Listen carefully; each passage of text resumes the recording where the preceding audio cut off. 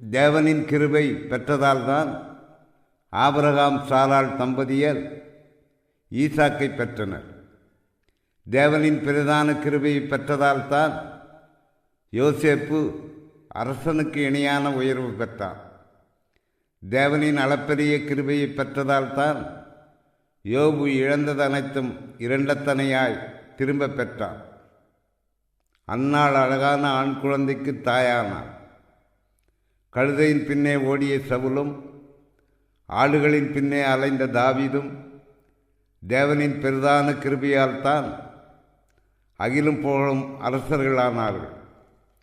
சரீரம் செத்துப்போன எலிசபெத்து தாயானார். தேவனின் கிருபை பெற்றதால் அன்றோ மரியாள் எம்பெருமான் இயேசுவை ஈன்றெடுத்தார். நாமும் அவர் கிருபையை பெற்று மிகப்பெரிய ஆசீர்வாதம் பெறுவோம்.